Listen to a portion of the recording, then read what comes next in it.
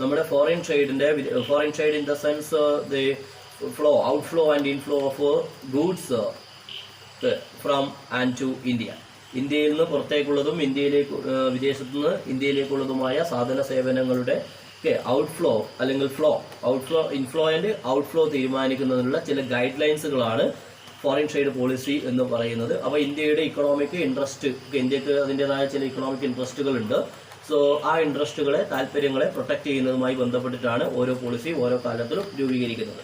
So ഇവിടെ നിങ്ങൾ foreign trade പോളിസിയുമായി ബന്ധപ്പെട്ടിട്ട് ഏറ്റവും പ്രധാനമായിട്ട് മനസ്സിലാക്കേണ്ട ഒരു കാര്യം, the fundamental change in the objectives of foreign trade policy of government of India in pre liberalised period and post liberalised period എന്നുള്ളതാണ്.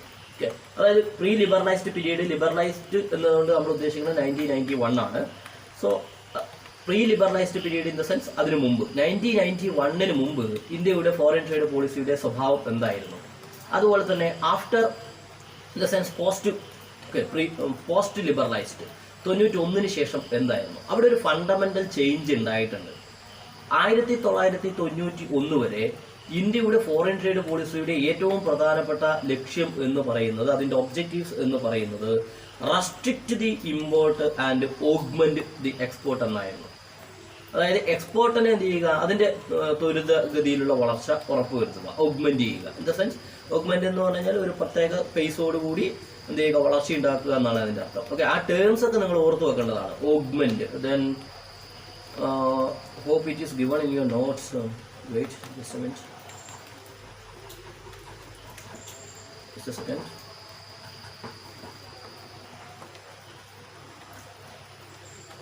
Yeah, before 1991 augmenting export and restricting import. Okay, ആ augmenting എന്നുള്ള term ആ foreign trade പോളിസിയിൽ government ഉപയോഗിക്കുന്ന ടേമാണ്. Okay, so after 1991 ശേഷം promoting export and facilitating import എന്നുള്ളതാണ്. Why this fundamental change? ഇവിടെ ക്വസ്റ്റ്യൻസ് വളരെ ഡീപ്പായിട്ട് ചോദിക്കുന്നുണ്ട്. അതുകൊണ്ടാണ് ഞാൻ ഈ രീതിയിൽ പറയുന്നത്. എന്തുകൊണ്ടാണ് ഈ ഒരു ഫണ്ടമെന്റൽ ചേഞ്ച് 1991 കൂടി വന്നത്? നോക്കുക, ഇന്ത്യയിൽ 1991 വരെ ഞാൻ പറഞ്ഞു ഇമ്പോർട്ടിനെ റെസ്ട്രിക്റ്റ് ചെയ്യുന്നു, എക്സ്പോർട്ടിനെ ഓഗ്മെന്റ് ചെയ്യുന്നു. എക്സ്പോർട്ടിനെ അവിടെ മാറ്റി നിർത്തി. എല്ലാ രാജ്യങ്ങളുടെ ആവശ്യമാണ് എന്തെന്ന്, എക്സ്പോർട്ടിനെ പ്രോത്സാഹിപ്പിക്കുക എന്നുള്ളത്. പക്ഷെ ഇമ്പോർട്ടിനെ ഓഗ്മെന്റ് ചെയ്യുന്നു എന്ന് പറഞ്ഞാൽ അതിന്റെ അർത്ഥം, ഇമ്പോർട്ടിനെ റെസ്ട്രിക്റ്റ് ചെയ്യുന്നു എന്ന് പറഞ്ഞാൽ അതിന്റെ അർത്ഥം India is not having the internationally made machines, internationally made materials. ഇന്ത്യക്ക് പുറത്തുനിന്നുണ്ടാകുന്ന റോ മെറ്റീരിയലുകളോ ഇന്ത്യക്ക് പുറത്തുനിന്ന് മാനുഫാക്ചർ ചെയ്യപ്പെടുന്ന അല്ലെങ്കിൽ നിർമ്മിക്കപ്പെടുന്ന ടെക്നോളജിയോ ഇന്ത്യക്ക് ഉപയോഗിക്കാൻ വേണ്ടി പറ്റില്ലായിരുന്നു. So India is lacking export competency. കാരണം നമുക്ക് എക്സ്പോർട്ട് ഉൽപാദനം എന്ന് പറയുന്നത് എന്തായിരിക്കണം, വളരെ ഹൈലി സോഫിസ്റ്റിക്കേറ്റഡ് ആയിട്ടുള്ള ടെക്നോളജി വേണം. അതുപോലെ തന്നെ വളരെ കോമ്പീറ്റന്റ് ആയിട്ടുള്ള റോ മെറ്റീരിയലുകളും ഉപയോഗിച്ചുകൊണ്ടായിരിക്കണം നമ്മൾ എക്സ്പോർട്ട് മാനുഫാക്ചറിങ് നടത്തേണ്ടത്. So the government of India found that India is lacking highly competent technology and raw materials for export manufacturing. അപ്പോൾ നമ്മുടെ ഇമ്പോർട്ടിനുള്ള റെസ്ട്രിക്ഷൻ നമ്മുടെ എക്സ്പോർട്ടിനെ കൂടി എന്ത് ചെയ്തു, പ്രതികൂലമായിട്ട് ബാധിച്ചു.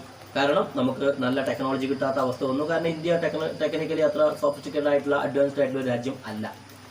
അപ്പോൾ അത് തിരിച്ചറിഞ്ഞുകൊണ്ടാണ് എന്ത് ചെയ്യുന്നത്, ഇങ്ങനെ ഇമ്പോർട്ടിനെ നമ്മൾ എന്ത് ചെയ്യാൻ വേണ്ടി പറ്റില്ല, വളരെയധികം റെസ്ട്രിക്ഷൻസ് ഇമ്പോർട്ടിന്റെ മുകളിൽ കൊണ്ടുവരാൻ വേണ്ടി പാടില്ല എന്നും, ഇമ്പോർട്ടിനെ ഒരു പരിധി വരെ നമ്മൾ എന്ത് ചെയ്യണം, ഫെസിലിറ്റേറ്റ് ചെയ്യണം എന്ന് പറഞ്ഞാൽ അതിനെ സഹായിക്കണം. ഇമ്പോർട്ടിനെ സഹായിക്കുക എന്ന് പറഞ്ഞാൽ വളരെ ആവശ്യമുള്ള ഇമ്പോർട്ടുകളെ സഹായിക്കുന്ന രീതിയിലായിരിക്കണം പോളിസിയുടെ സ്വഭാവം എന്ന് മനസ്സിലാക്കിക്കൊണ്ടാണ് ഈ ഫണ്ടമെന്റൽ ചേഞ്ച് വന്നത്. ഈ ഒരു കോൺസെപ്റ്റൽ ക്ലാരിഫിക്കേഷൻ നിങ്ങൾക്ക് ഉണ്ടാവേണ്ടതുണ്ട് ഈ മേഖലയിൽ നിന്നുള്ള ക്വസ്റ്റ്യൻ വരുമ്പോൾ. So here you need conceptual clarification, ആശയപരമായ ഒരു വ്യക്തത ഇവിടെ ഉണ്ടാവേണ്ടതുണ്ട്. So I hope it's clear. Okay, എന്താണ് ആ ഫണ്ടമെന്റൽ ചേഞ്ചിന്റെ കാരണം എന്ന് മനസ്സിലായിട്ടുണ്ടെന്ന് ഞാൻ വിശ്വസിക്കുന്നു. ഓക്കെ, ഞാൻ പറഞ്ഞു നമ്മുടെ എക്സ്പോർട്ട് മാനുഫാക്ചറിങ്ങിനെ കൂടി പ്രതികൂലമായി ബാധിക്കും എന്ന് വരുന്ന ഒരു സാഹചര്യത്തിലാണ് ഇമ്പോർട്ടിനെ നമ്മൾ എന്ത് ചെയ്യാൻ തീരുമാനിച്ചത്, ഫെസിലിറ്റേറ്റ് ചെയ്യാൻ വേണ്ടി തീരുമാനിച്ചത്. ഇനി ഇന്ത്യയിൽ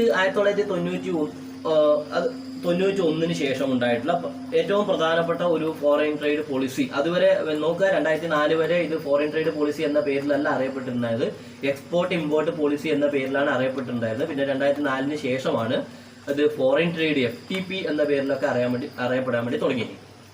സോ 92 ഒരു പോളിസി ഉണ്ടായിട്ടുണ്ട്, 1992, 1997 ഒരു പോളിസി ഉണ്ടായിട്ടുണ്ട്. പക്ഷെ അങ്ങനെ വലിയ തോതിലുള്ള മാറ്റങ്ങളൊന്നും ആ പോളിസി കൊണ്ടുവന്നിട്ടില്ല. ഒരു പ്രധാനപ്പെട്ട ചേഞ്ച് ഉണ്ടാക്കിയ ഒരു പോളിസി നമ്മുടെ എക്സിം പോളിസി എന്ന് പറയുന്നത് 1997 2002 ആണ്. 97 2002 കാലഘട്ടത്തിലെ പോളിസിയാണ്. അതിലൊരു പ്രധാനപ്പെട്ട ഇതെന്ന് പറയുന്നത് EPCG എന്ന് പറയുന്ന ഒരു സ്കീം ഇന്ത്യയിൽ ആദ്യമായിട്ട് ഇൻട്രൊഡ്യൂസ് ചെയ്തു എന്നുള്ളതാണ്. The EPCG scheme, Export Promotion of Capital Goods Scheme, was firstly introduced in India during the 97-2002 policy, okay, foreign trade in the sense EXIM policy. എന്തായിരുന്നു 97-2002 പോളിസിയുടെ പ്രധാനപ്പെട്ട ലക്ഷ്യം എന്ന് ചോദിച്ചു കഴിഞ്ഞാൽ, it was to accelerate the economy. ഇന്ത്യയുടെ മൊത്തം ഇക്കണോമിയെ എന്ത് ചെയ്യുക, അതിന്റെ വളർച്ചയെ ആക്സിലറേറ്റ് ചെയ്യുക, അതിന്റെ ഗ്രോത്തിനെ ത്വരിതഗതിയിലാക്കുക. അതുപോലെ തന്നെ motivate sustained economic and improve technological strength improve ചെയ്യുക. ടെക്നോളജിക്കൽ സ്ട്രെങ്ത് ഇംപ്രൂവ് ചെയ്യുന്നതിന്റെ ഭാഗമായിട്ട് തന്നെയാണ് EPCG എന്ന് പറയുന്ന എന്ത് ചെയ്തിട്ടുള്ളത്, സ്കീം ഇൻട്രൊഡ്യൂസ് ചെയ്തിട്ടുള്ളത്. EPCG മാത്രമല്ല, ഒരുപാട് റെമിഷൻ സ്കീമുകളൊക്കെ ഇൻട്രൊഡ്യൂസ് ചെയ്ത കാലഘട്ടം കൂടിയായിരുന്നു. അപ്പോൾ EPCG സ്കീമിന്റെ ഒക്കെ ഭാഗമായിട്ട് എന്ത് ചെയ്തു, 0 ഡ്യൂട്ടിയോടുകൂടി നമുക്ക് ക്യാപിറ്റൽ ഗൂഡ്സുകൾ പർച്ചേസ് ചെയ്യാൻ വേണ്ടി എക്സ്പോർട്ടേഴ്സിനെ അനുവദിച്ചു. അപ്പോൾ അത് നമ്മുടെ ടെക്നിക്കൽ കോമ്പീറ്റൻസി കൂട്ടിയ ഒരു കാര്യം ആണ്. അതുപോലെ തന്നെ create employment opportunity and quality consumer product ലഭ്യമാക്കുക. ഇതൊക്കെ പ്രധാനപ്പെട്ട പോളിസികളായിരുന്നു. നമ്മൾ അവിടെയൊന്നും സ്റ്റിക്ക് ഓൺ ചെയ്യേണ്ട. ക്വസ്റ്റ്യൻസ് പ്രധാനമായിട്ടും വരുന്നത് പ്രസന്റ് പോളിസിയിലാണ്. അപ്പോഴും ചില സമയത്ത് എന്ത് ചെയ്യാം, പ്രീവിയസ് പോളിസിയുടെ ചില ഹൈലൈറ്റ്സുകളൊക്കെ ചോദിക്കാവുന്നതുകൊണ്ടാണ് ഇത് പറഞ്ഞു പോകുന്നത്. ഓക്കെ. പിന്നീട് 2002-2007 policy. Okay, it is clearly mentioned in your books. നിങ്ങൾക്ക് തന്നിരിക്കുന്ന നോട്ട്സ് അത് കൃത്യമായിട്ട് പറഞ്ഞിട്ടുണ്ട്.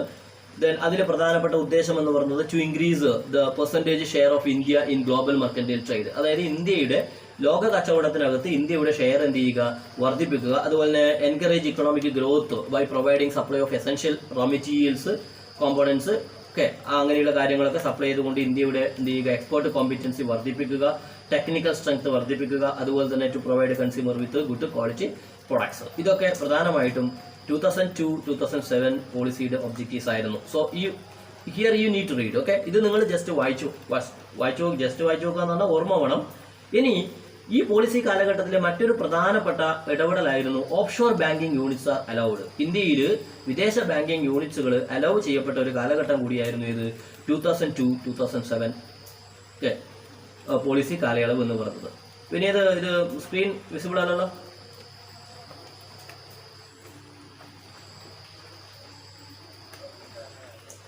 Then now presenting start അല്ലേ, പ്രസന്റേഷൻ വരുന്നില്ലേ? Okay, fine. സോ എങ്കിൽ മാത്രമേ ഞാൻ പറയുന്നത് നിങ്ങൾക്ക് കുറച്ചും കൂടി നോട്ട്സ് കണ്ടാൽ. So it's on the screen, right? ഇപ്പോൾ സ്ക്രീനിൽ വരുന്നില്ലേ? എക്സാം പോളിസി അല്ലേ വരുന്നത്? Okay, fine. സോ നോക്ക്, the offshore banking units are allowed, okay, during the 2002-2007 policy. ഇനി 2002-2007 പോളിസി 2004 അബോളിഷ് ചെയ്യുകയും ദെൻ അതിനെ പിന്നീട് എക്സിം പോളിസി 2004-2009 എന്ന പേരിൽ പിന്നീട് അറിയപ്പെടുകയും ചെയ്തിട്ടുണ്ടായിരുന്നു. അത് ഗവൺമെന്റിലുണ്ടായിട്ടുള്ള മാറ്റവുമായി ബന്ധപ്പെട്ടിട്ടാണ്. ഓക്കെ, ഗവൺമെന്റ് അവിടെ ഒന്നാം UPA ഗവൺമെന്റ് എന്ത് ചെയ്തു, അധികാരത്തിലേറ്റ്. അങ്ങനെയുള്ള ചില രാഷ്ട്രീയപരമായിട്ടുള്ള കാരണങ്ങൾ കൂടി അവിടെ ഉണ്ടാവാം. സോ അവിടെ പോളിസി ഒബ്ജക്റ്റീവ്സ് ഒക്കെ അത് തന്നെയാണ്. ഓക്കെ, 2004-2009 പോളിസി കാലയളവ് ചോദിച്ചു കഴിഞ്ഞാൽ 2002-2007 തന്നെയാണ് എഴുതേണ്ടത്. ഈ പോളിസിയെ റിവൈസ് ചെയ്തുകൊണ്ടാണ് 2004-2009 പോളിസിന് വിളിച്ചിട്ടുണ്ടായിരുന്നത്. ഓക്കെ, ദെൻ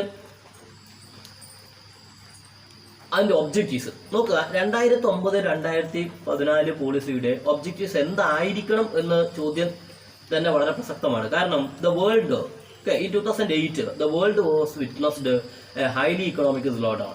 ലോകത്തില് the entire production, manufacturing, and the entire trade was taken a hit by the economic recession.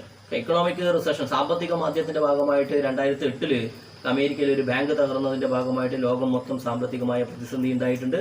അപ്പൊ ആ സാമ്പത്തിക പ്രതിസന്ധിയിൽ നിന്നും കരകയറുക എന്നുള്ളതായിരുന്നു ഇന്ത്യയുടെ 2009-14 പോളിസിയുടെ ഏറ്റവും പ്രധാനപ്പെട്ട ഉദ്ദേശം എന്ന് പറയുന്നത്. To arrest the reverse trend of export and to provide additional support to those sectors. അതായത് എക്സ്പോർട്ടൊക്കെ വളരെയധികം പ്രതികൂലമായ ഒരു സാഹചര്യമായിരുന്നു 2008 ഉണ്ടായിട്ടുള്ളത്. കാരണം 2007-8 ലോക മൊത്തം സാമ്പത്തിക മാന്ദ്യം ഉണ്ടായിരുന്നു. അപ്പോൾ ആ പ്രശ്നത്തെ പരിഹരിക്കുക, അറസ്റ്റ് ചെയ്യുക എന്ന് പറഞ്ഞാൽ പരിഹരിക്കുക എന്നർത്ഥം. ഇത് ആ പോളിസിയിൽ ഉപയോഗിച്ച വാക്കാണ്, ഞാൻ സ്വന്തമായിട്ടുണ്ടാകുന്നതല്ല. Okay, to arrest the reverse trend. ആ റിവേഴ്സ് ട്രെൻഡിനെ, അതായത് എന്ന് പറഞ്ഞാൽ സാമ്പത്തിക മാന്ദ്യത്തെ മറികടക്കാൻ ആവശ്യമായിട്ടുള്ള അഡീഷണൽ സപ്പോർട്ടുകൾ ആർക്ക് കൊടുക്കുക? എക്സ്പോർട്ടേഴ്സിന് പ്രൊവൈഡ് ചെയ്യുക. അതുപോലെ തന്നെ to achieve an annual growth of 15% by March 2011. 2011 എന്ത് ചെയ്യുക? ഈ ഫിഗേഴ്സ് ഒക്കെ ഓർമ്മിച്ച് നോക്കണേ കൃത്യമായിട്ട്, കാരണം അവർ പോസ്റ്റിന്റെ കൺസ്ട്രക്ഷന് വേണ്ടി ഉപയോഗിക്കുന്നുണ്ട്. 2009-14 പോളിസിയുടെ ഒരു പ്രധാനപ്പെട്ട ലക്ഷ്യമായിരുന്നു ആനുവൽ ഗ്രോത്ത് 15% കൈവരിക്കുക എന്നുള്ളത്. എന്നത് ശരിയാണോ തെറ്റാണോ എന്നൊക്കെ പറഞ്ഞിട്ട് ക്വസ്റ്റ്യൻ വരും. Okay, to double India's share in global trade. ഇന്ത്യയുടെ ഗ്ലോബൽ ട്രേഡിനകത്തുള്ള ഇന്ത്യയുടെ സാന്നിധ്യം എന്ത് ചെയ്യുക? വർദ്ധിപ്പിക്കുക. And here it is some figures. ഇത് പ്രീവിയസ് ഇയർ ആണ്. പ്രീവിയസ് ഇയർ ക്വസ്റ്റ്യനിൽ വന്നിരിക്കുന്ന സെന്റൻസ് ആണത്. Okay. As a result, India's share of global merchandise rose from 0.94% in 2004 to 1.45 in 2008. Okay. ഇതിന്റെ ഭാഗമായിട്ട് എന്ത് ചെയ്തിട്ടുണ്ട്? ഇങ്ങനെയൊരു ഗ്രോത്ത് ഉണ്ടായിട്ടുണ്ട് എന്ന അർത്ഥത്തിൽ ക്വസ്റ്റ്യൻസ് വന്നിട്ടുണ്ട്. So foreign trade policy 2015-20 it's very relevant. നമ്മളുടെ ഫോക്കസ് ഇവിടെ ആയിരിക്കണം. Foreign trade policy 2000. അതിനു മുമ്പേ 2004-9 പോളിസിയുടെ കാലഘട്ടത്തിൽ EPCG ഒക്കെ എന്ത് ചെയ്തിട്ടുണ്ട്? എക്സ്റ്റെൻഡ് ചെയ്തിട്ടുണ്ട്. അതുപോലെ 2009-14 കാലഘട്ടത്തിലെ 9-14 കാലഘട്ടത്തിലല്ലേ നമ്മൾ ലാസ്റ്റ് പറഞ്ഞത്. 9-14 കാലഘട്ടത്തിൽ ഓർത്തിരിക്കേണ്ട ഒരു കാര്യം general provisions regarding export and import ആണ്. ഒരു പ്രധാനപ്പെട്ട പോയിന്റ് ആണ് general provisions regarding export, import and export, അല്ലെങ്കിൽ എക്സ്പോർട്ട് ആൻഡ് ഇമ്പോർട്ട്. ഇന്ത്യയിലെ എക്സ്പോർട്ട് ഇമ്പോർട്ടുമായി ബന്ധപ്പെട്ടിട്ട് ഗവൺമെന്റ് ഒരു ജനറൽ പ്രൊവിഷൻസ് പുറപ്പെടുവിച്ചിട്ടുണ്ടായിരുന്നു. അതായത് ഇന്ത്യയിലെ എക്സ്പോർട്ട് ചെയ്യാൻ പറ്റുന്ന പ്രധാനപ്പെട്ടത് എന്തിന്റെ അടിസ്ഥാനത്തിലാണ് എന്ന് പറഞ്ഞു കഴിഞ്ഞാൽ FTDRA എന്ന് പറഞ്ഞ നിയമം അനുസരിച്ചായിരിക്കണം. അതുപോലെ തന്നെ ഇന്ന മാനദണ്ഡങ്ങളൊക്കെ പാലിക്കപ്പെടേണ്ടതുണ്ട്. കാനലൈസേഷൻ എന്ന് പറയുന്ന ഒരു അവസ്ഥയുണ്ട്. കാനലൈസേഷനൊക്കെ ഞാൻ കഴിഞ്ഞ ദിവസം പറഞ്ഞതാണ്. അപ്പോൾ അതൊന്നും ഓർത്തിരിക്കേണ്ട കാര്യമാണ്. അതുപോലെ തന്നെ 2009-14 കാലഘട്ടങ്ങളിൽ ഉണ്ടായിട്ടുള്ള ഒരു പ്രധാനപ്പെട്ട സംഭവം 26 new market under focus market scheme. Focus market scheme എന്ന് പറഞ്ഞിട്ടുള്ളൊരു സ്കീം ഉണ്ടായിരുന്നു. ഫോക്കസ് മാർക്കറ്റ് സ്കീം, അതായത് ഫോക്കസ് മാർക്കറ്റ് സ്കീം എന്നുകൊണ്ട് ഉദ്ദേശിക്കുന്നത് ചില പ്രത്യേക മാർക്കറ്റുകളിലേക്ക്, അതിൽ പറഞ്ഞിട്ടുണ്ട് ലാറ്റിൻ അമേരിക്കയിലെ 10 മാർക്കറ്റുകൾ, ആഫ്രിക്കയിലെ എത്രയോ എണ്ണം മാർക്കറ്റുകൾ, ഇങ്ങനെയുള്ള പർട്ടിക്കുലർ മാർക്കറ്റുകളിലേക്ക് ഇന്ത്യയിൽ നിന്നും എക്സ്പോർട്ട് ചെയ്യുന്ന സമയത്ത് സബ്സിഡീസ് അനുവദിച്ചിട്ടുണ്ടായിരുന്നു. 1.5% മുതൽ 3% വരെ സബ്സിഡീസ് അവൈലബിൾ ആയിരുന്നു. അത് ചില പ്രത്യേക മാർക്കറ്റുകളിലേക്ക്. അതുപോലെ തന്നെ ഫോക്കസ് മാർക്കറ്റ് സ്കീമും ഉണ്ട്, ഫോക്കസ് പ്രൊഡക്റ്റ് സ്കീമും ഉണ്ട്. പ്രൊഡക്റ്റ് സ്കീം എന്ന് പറഞ്ഞു കഴിഞ്ഞാൽ ചില പ്രത്യേക ഉൽപ്പന്നങ്ങൾ കയറ്റുമതി ചെയ്യുന്ന സമയത്ത് സബ്സിഡീസ്. അത് രണ്ടും 2009-14 പോളിസിയുടെ ഒരു പ്രധാനപ്പെട്ട സവിശേഷതകളായിട്ട് നിങ്ങൾ എഴുതി വെക്കേണ്ടതാണ്. It's clear?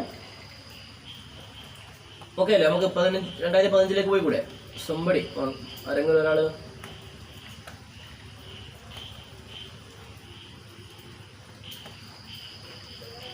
Okay fine. Then 2015-20 policy വളരെ വളരെ പ്രധാനപ്പെട്ടതാണ്. ഈ അടുത്ത കാലത്തുണ്ടായിട്ടുള്ള നെറ്റ് എക്സാമുകളിലൊക്കെ 2015-20 പോളിസിയുടെ ഒബ്ജക്റ്റീവ്സ് ചോദിച്ചിട്ടുണ്ട്. അതിലെ പ്രധാനപ്പെട്ട സ്കീമുകളും ചോദിച്ചിട്ടുണ്ട്. ഓക്കെ, 2015-20 പോളിസിയുടെ ഒരു പ്രധാനപ്പെട്ട ഉദ്ദേശം എന്ന് പറയുന്നത് provide framework in comply with make in India പ്രോഗ്രാമാണ്. അതായത് make in India programme 2014 introduce ചെയ്തിട്ടുണ്ട്. അപ്പോൾ ആ പ്രോഗ്രാമിനെ സപ്പോർട്ട് ചെയ്യുന്ന രീതിയിലുള്ള ഒരു ഫ്രെയിംവർക്ക് കൊടുക്കുക, അല്ലെങ്കിൽ ഗൈഡ് ലൈൻസ് ഫോറിൻ ട്രേഡുമായി ബന്ധപ്പെട്ടിട്ട് നൽകുക എന്നുള്ളതായിരുന്നു പ്രധാനമായിട്ടും ഫോറിൻ ട്രേഡ് പോളിസി 2015-20 ലക്ഷ്യം. അതേസമയത്ത് നിങ്ങൾ ഓർക്കേണ്ട ഒരു കാര്യം, ഇന്ത്യയിൽ ഒരു ട്രേഡ് ഹോളിഡേ ഉണ്ടായിരുന്ന കാലഘട്ടമാണ് 2014-15. കാരണം ആ സമയത്ത് ട്രേഡ് ഹോളിഡേ എന്ന് ഉദ്ദേശിക്കുന്നത് കച്ചവടം ഉണ്ടായിട്ടില്ല, പോളിസി ഉണ്ടായിട്ടാണ്. 2014-15 കാലഘട്ടങ്ങളിൽ ഇന്ത്യയിൽ ഒരു വർഷം ഉണ്ടായിട്ടില്ല, ഫോറിൻ ട്രേഡ് പോളിസി ഉണ്ടായിട്ടില്ല. ഓക്കെ, അതൊന്നും ഓർത്ത് വെക്കേണ്ട കാര്യമാണ്. 2014 കഴിഞ്ഞിട്ട് പിന്നെ 15 വരുന്നത്. സോ ഞാൻ പറഞ്ഞു എന്താണ്, മേക്ക് ഇൻ ഇന്ത്യ പ്രോഗ്രാമിനോട് കംപ്ലൈ ചെയ്യുന്ന രീതിയിലുള്ള, മേക്ക് ഇൻ ഇന്ത്യ പ്രോഗ്രാമിനെ സപ്പോർട്ട് ചെയ്യുന്ന രീതിയിലുള്ള, അല്ലെങ്കിൽ അതുമായി ബന്ധപ്പെട്ട് അതിൻ്റെ എന്ത് ചെയ്യുക, provide framework for increasing export of goods and services and increasing value addition in line with make in India. അതായത് മേക്ക് ഇൻ ഇന്ത്യ പ്രോഗ്രാമിൽ പറഞ്ഞിരിക്കുന്ന കാര്യങ്ങളെ, ആ ലക്ഷ്യത്തെ കൈവരിക്കാൻ വേണ്ടിയിട്ട് എക്സ്പോർട്ടിനും ഇമ്പോർട്ടിനും ആവശ്യമായ ഫ്രെയിം വർക്കുകൾ പ്രൊവൈഡ് ചെയ്യുക എന്നുള്ളതായിരുന്നു 1520 പോളിസിയുടെ പ്രധാനപ്പെട്ട ലക്ഷ്യം. ഇനി ആ പോളിസിയുടെ പ്രധാനപ്പെട്ട ഹൈലൈറ്റ്സുകൾ 2 സ്കീമുകൾ ഇൻട്രൊഡ്യൂസ് ചെയ്തു എന്നുള്ളതാണ്. 2 സ്കീമുകൾ ഇൻട്രൊഡ്യൂസ് ചെയ്തു എന്ന് പറയാൻ വേണ്ടി പറ്റില്ല, ശരിക്കും റീനെയിം ചെയ്യുന്നു എന്ന് പറയേണ്ടി വരും. പക്ഷേ റീനെയിം ചെയ്തു എന്നുള്ളത് ഒരു ടെക്സ്റ്റ് ബുക്കിലും ഒരു സ്ഥലത്തും കാണൂല. അപ്പോൾ അതുകൊണ്ട് ഞാൻ അങ്ങനെ പറഞ്ഞു എന്ന് പറഞ്ഞതിൽ വലിയ പോയിന്റ് ഒന്നുമില്ല. ഇൻട്രൊഡ്യൂസ് ചെയ്തു എന്ന് തന്നെയാണ് പറയേണ്ടത്. പക്ഷേ ഇൻ ഫാക്ട് ഒരു കോൺസെപ്റ്റിൽ സംസാരിക്കുമ്പോൾ അത് റീനെയിം ചെയ്യൽ മാത്രമാണ്, പുതിയത് ഇൻട്രൊഡ്യൂസ് ചെയ്തൊന്നും അല്ല.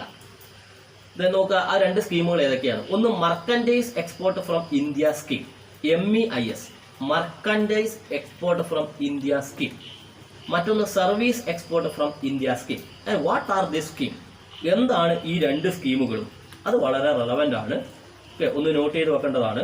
നോക്കുക, ദെൻ ഒന്നാമത്തത് merchandise export from India scheme എന്താണെന്ന് ചോദിച്ചു കഴിഞ്ഞാൽ, export of specified goods to specified market.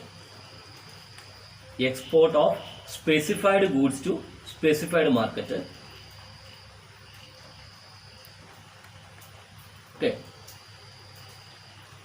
ചില പ്രത്യേക ഉൽപ്പന്നങ്ങളെ ചില പ്രത്യേക മാർക്കറ്റുകളിലേക്ക് എന്ത് ചെയ്യുന്ന സമയത്ത്, കയറ്റുമതി ചെയ്യുന്ന സമയത്ത് എന്ന് പറഞ്ഞു കഴിഞ്ഞാൽ, ഞാൻ കുറച്ച് മുമ്പേ നിങ്ങളോട് പറഞ്ഞു ഫോക്കസ് മാർക്കറ്റ് സ്കീമും ഫോക്കസ് പ്രൊഡക്റ്റ് സ്കീമും ഇതിൻ്റെ രണ്ടിനെയും കമ്പൈൻ ചെയ്തുണ്ടാക്കിയ പരിപാടിയാണ്. ചില പ്രത്യേക ഉൽപ്പന്നങ്ങൾ വിദേശത്തേക്ക് കയറ്റി അയക്കുമ്പോൾ, ചില പ്രത്യേക മാർക്കറ്റിലേക്ക് കയറ്റി അയക്കുമ്പോൾ എന്നത് മുമ്പുണ്ടായ സ്കീം തന്നെയാണ്. അതിനെ റീനെയിം ചെയ്തുകൊണ്ടാണ്, റീനെയിം ചെയ്തു എന്നുള്ള വാക്കൊന്നും എവിടെ ഇല്ല, അതുകൊണ്ട് നിങ്ങൾ അങ്ങനെ പറയേണ്ട, എന്ത് ചെയ്താൽ മതി, പുതിയൊരു സ്കീം ലോഞ്ച് ചെയ്തു എന്ന് തന്നെ പറഞ്ഞാൽ മതി. ഓക്കെ, അപ്പോൾ export of specified goods to specified market എന്നുള്ളതാണ് merchandise export from India scheme എന്ന് പറഞ്ഞു കഴിഞ്ഞാൽ, when the exporters are trading their goods to a specified countries, which have been mentioned. ആ സ്കീമിനകത്ത് പറഞ്ഞിട്ടുണ്ടാവും. ഓക്കെ, ആ സ്പെസിഫൈഡ് കമ്മോഡിറ്റി, ചില പ്രത്യേക ഗൂഡ്സുകൾ ചെയ്യുന്ന സമയത്ത് they are announced a rate reward. Okay, and it is in between 2 to 5%. FOB വാല്യൂവിൻ്റെ 2 മുതൽ 5% വരെയുള്ള rate ഇവർക്ക് എന്ത് ചെയ്യും, ഒരു സബ്സിഡീസ് ആയിട്ട് കൊടുക്കും, അല്ലെങ്കിൽ ഒരു റിവാർഡായിട്ട് തിരിച്ചു കൊടുക്കും എന്നുള്ളതായിരുന്നു MEIS സ്കീമിൻ്റെ ഒരു പ്രധാനപ്പെട്ട ഉദ്ദേശം എന്ന് പറയുന്നത്. നിങ്ങൾ ഓർത്തു വെക്കേണ്ടത്, ആ സ്കീം എന്താണ്, പർട്ടിക്കുലർ ഗൂഡ്സുമായി ബന്ധപ്പെട്ടിട്ടും പർട്ടിക്കുലർ മാർക്കറ്റുമായി ബന്ധപ്പെട്ടതാണ്. അങ്ങനെയുള്ള പർട്ടിക്കുലർ ഗൂഡ്സ് പർട്ടിക്കുലർ മാർക്കറ്റിലേക്ക് എക്സ്പോർട്ട് ചെയ്യപ്പെടുന്ന സമയത്ത് അതിൻ്റെ എന്ത് ചെയ്യും, ഒരു റേറ്റ് ഓഫ് റിവാർഡ് കിട്ടും. ആ റേറ്റ് ഓഫ് റിവാർഡ് എന്ന് പറയുന്നത് 2% മുതൽ 5% വരെയാണ് എന്ന് പറയണം. So I hope you are getting enough time to take down. നിങ്ങൾക്ക് എഴുതാൻ ആവശ്യമായ സമയം കിട്ടുന്നുണ്ട് എന്നാണ് ഞാൻ വിശ്വസിക്കുന്നത്. ഇനി എന്താണ് രണ്ടാമത്തെ scheme? Service export from India scheme. Service export from India scheme. Export of notified service, നമ്മൾ നേരത്തെ പറഞ്ഞതാണ് എക്സ്പോർട്ട് ഓഫ് സ്പെസിഫൈഡ് ഗൂഡ്സ് എന്ന് പറഞ്ഞത്. ഇവിടെ എക്സ്പോർട്ട് ഓഫ് നോട്ടിഫൈഡ് സർവീസുകൾ, ചില പ്രത്യേക സർവീസുകൾ എക്സ്പോർട്ട് ചെയ്യുന്ന സമയത്ത് മാത്രം. ഓക്കെ, അപ്പോൾ അതായത് പിന്നെ എന്ത് ചെയ്യുക, ഇപ്പോൾ ഇങ്ങനെ വേണമെങ്കിൽ പറയാം, SCIS okay shall apply to service provider located in India instead of Indian service providers. നോക്കുക, shall apply to service providers located in India instead of Indian service providers. അതൊരു പ്രധാനപ്പെട്ട പോയിന്റാണ്. ഒന്നുകൂടി ഞാൻ പറഞ്ഞുതരാം. SCIS okay, SEIS service export from India, merchandise export from India എന്ന് പറഞ്ഞതിന് പകരം സർവീസ് എക്സ്പോർട്ട് ഫ്രം ഇന്ത്യ, അതായത് സ്പെസിഫൈഡ് സർവീസുകളാണ് എക്സ്പോർട്ട് ചെയ്യപ്പെടുന്നത്. അതിൻ്റെ ഒരു പ്രധാനപ്പെട്ട പോയിന്റ് എന്ന് പറയുന്നത്, it shall apply to service providers located in India instead of Indian service providers.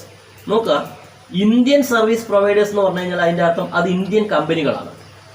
Okay, Indian service providers എന്ന് പറഞ്ഞു കഴിഞ്ഞാൽ ഓക്കെ അത് ഇന്ത്യൻ കമ്പനികളാണ്. പക്ഷെ മേക്ക് ഇൻ ഇന്ത്യ പ്രോഗ്രാമിന്റെ ഭാഗമായിട്ട് വിദേശത്തുള്ള കമ്പനികൾ ഇന്ത്യയിൽ മാനുഫാക്ചറിങ് ചെയ്യാൻ വേണ്ടി അവരെ നമ്മൾ വെൽക്കം ചെയ്യാണ് പ്രധാനമായിട്ടും മേക്ക് ഇൻ ഇന്ത്യ പ്രോഗ്രാം എന്ന് പറയുന്നത്. V really welcome the MNCs to India to run their manufacturing unit here itself. Okay, ഇന്ത്യയിൽ തന്നെ മാനുഫാക്ചറിങ് യൂണിറ്റ് എസ്റ്റാബ്ലിഷ് ചെയ്യാൻ വേണ്ടി പ്രോത്സാഹിപ്പിക്കുകയാണ്. അപ്പോൾ അവരെ കൂടി ഉൾക്കൊള്ളുന്നു എന്നാണ് അതിൻ്റെ അർത്ഥം. അവരിൽ കൂടി അത് അപ്ലൈ ചെയ്യാം.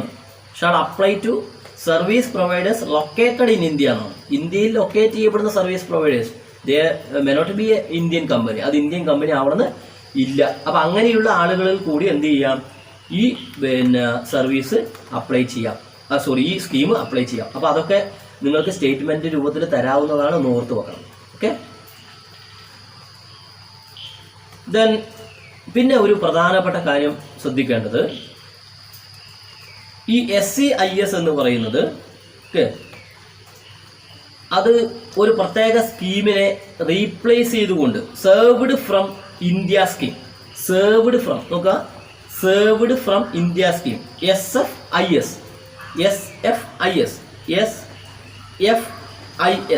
സെർവ്ഡ് ഫ്രം ഇന്ത്യ സ്കീം, അങ്ങനെ ഒരു സ്കീം ഇന്ത്യയിൽ ഉണ്ടായിരുന്നു. അതിനെ റീപ്ലേസ് ചെയ്തുകൊണ്ടാണ് SEIS സ്കീം എന്ത് ചെയ്തിട്ടുള്ളത്, ലോഞ്ച് ചെയ്തിട്ടുള്ളത്. സെർവ്ഡ് ഫ്രം ഇന്ത്യ സ്കീമിനെ റീപ്ലേസ് ചെയ്തുകൊണ്ടാണ് service export from India scheme launch ചെയ്തിട്ടുള്ളത്. That's all you need to remember. Okay, അതുകൂടി നിങ്ങളൊന്ന് എന്ത് ചെയ്യണം, ഓർത്ത് വെക്കേണ്ടതുണ്ട്.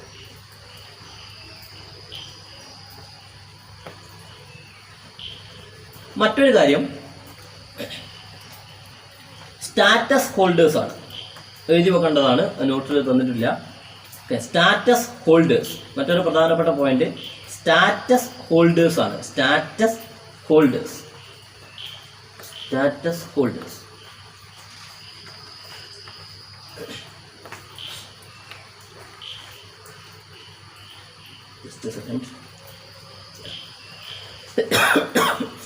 ഹോൾഡേഴ്സ് എന്താണെന്ന് വെച്ച് കഴിഞ്ഞാൽ business leaders who have excelled in international trade and contributed to India's foreign trade are proposed to be status holders and given special privilege. അതായത് ഇന്ത്യയിൽ നിന്നും വളരെയധികം ഈ എക്സ്പോർട്ട്, ഇന്ത്യയിൽ നിന്നും ഫോറിൻ ട്രേഡിൻ്റെ ഭാഗമാവുകയും ആ ഫോറിൻ ട്രേഡിൻ്റെ ഭാഗമാവുന്നതിലൂടെ അത് വളരെ എക്സലൻ്റ് ആയിട്ടുള്ള ഒരു റിസൾട്ട് കൊണ്ടുവരികയും സക്സസ് ആവുകയും അത് ഇന്ത്യൻ ഫോറിൻ ട്രേഡിനെ വളരെ പോസിറ്റീവായിട്ട് ബാധിക്കുകയും ചെയ്യുന്ന എക്സ്പോർട്ടേഴ്സിന് അവർക്ക് എന്ത് ചെയ്യാം, സ്റ്റാറ്റസ് ഹോൾഡേഴ്സ് ആയിട്ട് അപേക്ഷിക്കാം. ദെൻ അവർക്കൊരു പ്രത്യേക പ്രിവിലേജുകളും കിട്ടുന്നതായിരിക്കും. ഫെസിലിറ്റേറ്റ് ദെയർ ട്രേഡ്, അവരുടെ ട്രേഡിനെ ഫെസിലിറ്റേറ്റ് ചെയ്യാനുള്ള ചില പ്രത്യേക പ്രിവിലേജുകളും അവർക്ക് പ്രൊവൈഡ് ചെയ്യുന്നതായിരിക്കും. സോ സ്റ്റാറ്റസ് ഹോൾഡേഴ്സ് എന്ന് പറഞ്ഞു കഴിഞ്ഞാൽ they are business leaders who have excelled in international trade and contributed to India's foreign trade, and they are proposed to status holders and given a special privilege to facilitate their trade. അങ്ങനെയുള്ള ആളുകൾക്ക് എന്ത് ചെയ്യും, ചില പ്രത്യേക exemptions ഒക്കെ കൊടുക്കുന്നുള്ളതാണ്. ചില പ്രിവിലേജുകൾ അവർക്ക് ലഭ്യമാവുകയും ചെയ്യും. അങ്ങനെയുള്ളവരെയാണ് സ്റ്റാറ്റസ് ഹോൾഡേഴ്സ് എന്ന് വിളിക്കുന്നത്. എന്ന് പറഞ്ഞാൽ ഇന്ത്യയിൽ നിന്നും വളരെ എക്സലൻ്റ് ആയിട്ടുള്ള ചില ബിസിനസ്സുകാരെന്ന് വിചാരിച്ചാൽ മതി, അംബാനിയൊക്കെ പോലുള്ള ആളുകളാണ്. Okay, status holders. ദെൻ മറ്റൊരു പോയിന്റ് ഡ്യൂട്ടി ക്രെഡിറ്റ് സ്ക്രിപ്പ് ആണ്. It is given in your notes. Duty credit scrip, it is a pass that allows the holders to import commodities by not paying a specified imported duty. അതായത് ചില പ്രത്യേക ഡ്യൂട്ടികൾ അടക്കാതെ import commodities എന്ത് ചെയ്യാൻ, commodities import ചെയ്യാൻ വേണ്ടിയിട്ട് status ഹോൾഡേഴ്സിനെ അനുവദിക്കുന്നതാണ് duty credit scrip എന്ന് പറയുന്നത്. Duty credit scrip എന്ന് പറയുന്നത് ഡ്യൂട്ടി ക്രെഡിറ്റ് സ്കിപ്പ് എന്ന് പറഞ്ഞാൽ സ്റ്റാറ്റസ് ഹോൾഡേഴ്സ് മാത്രമായിട്ടാവണമെന്നില്ല, ഹോൾഡർ ഓഫ് ദാറ്റ് സ്ക്രിപ്പാണ്. ആരാണോ ആ സ്ക്രിപ്പ് കൈവശം വെക്കുന്നത് എന്ന് പറഞ്ഞാൽ അതിൻ്റെ ഹോൾഡർ, ആ ഹോൾഡർക്ക് എന്ത് ചെയ്യാം, it can use as a pass, അത് അവർക്ക് ഒരു പാസ്സായിട്ട് ഉപയോഗിക്കാം. എന്തിനു വേണ്ടിയിട്ട്, to import commodities then by not paying specified import duty. ചില പ്രത്യേക മുൻകൂട്ടി പറഞ്ഞ ഇമ്പോർട്ട് ഡ്യൂട്ടികൾ കൊടുക്കാതെ ചില പ്രത്യേക കമ്മോഡിറ്റികൾ ഇമ്പോർട്ട് ചെയ്യാൻ വേണ്ടിയിട്ട് ഡ്യൂട്ടി ക്രെഡിറ്റ് സ്ക്രിപ്പ് കൈവശമുള്ള ആളുകളെ ആ സ്കീം അനുവദിക്കുന്നു എന്ന് അർത്ഥം ഉള്ളൂ. ദെൻ നിര്യത്ത് ബന്ധു സ്കീം. നിര്യത്ത് ബന്ധു സ്കീം എന്ന് പറഞ്ഞാൽ ശരിക്കും ഇൻട്രൊഡ്യൂസ് ചെയ്യുന്നത് 2011 ഓക്കെ. പക്ഷെ അതിന് കൂടുതൽ പ്രാധാന്യമൊക്കെ കിട്ടുന്നത് ഫോറിൻ ട്രേഡ് പോളിസിയുടെ 2015-20 ഭാഗമായിട്ടാണ്. എന്താണ് നിര്യത്ത് ബന്ധു സ്കീം എന്ന് പറഞ്ഞു കഴിഞ്ഞാൽ DGFTയുടെ ഓഫീസ്. DGFT എന്ന് പറഞ്ഞു കഴിഞ്ഞാൽ director general of foreign trade. ഇന്ത്യയിൽ ഫോറിൻ ട്രേഡുമായി ബന്ധപ്പെട്ട ഏറ്റവും ഹയസ്റ്റ് ഓഫീസറാണ് DGFT. ഇന്ത്യയിൽ ഫോറിൻ ട്രേഡുമായി ബന്ധപ്പെട്ട ഏറ്റവും ഹയസ്റ്റ് ഓഫീസറാണ് DGFT, director general of foreign trade. Okay.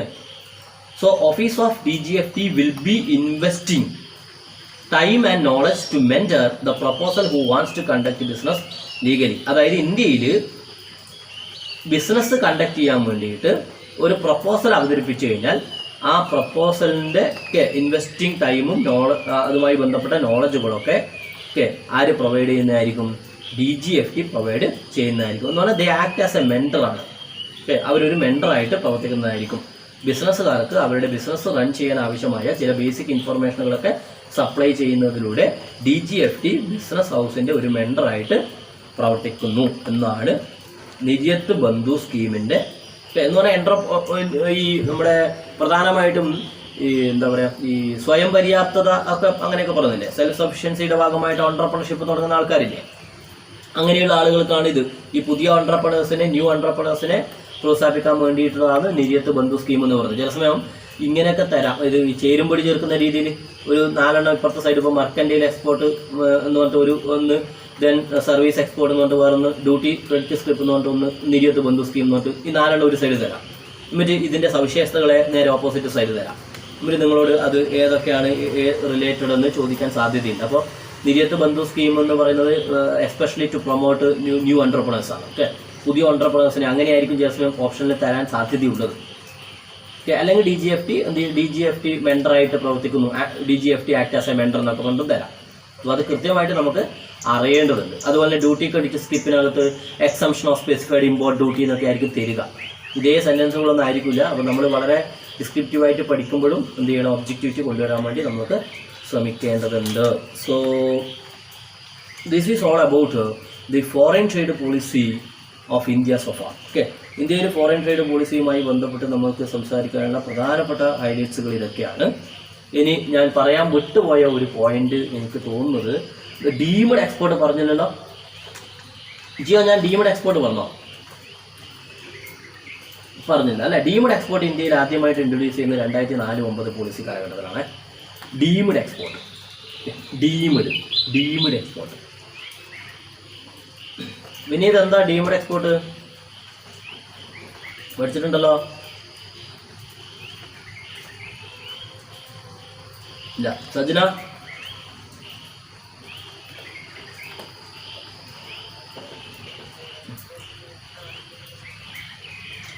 അതെ എന്താ അത് ആ സ്കീം എന്താ ശരിക്കും?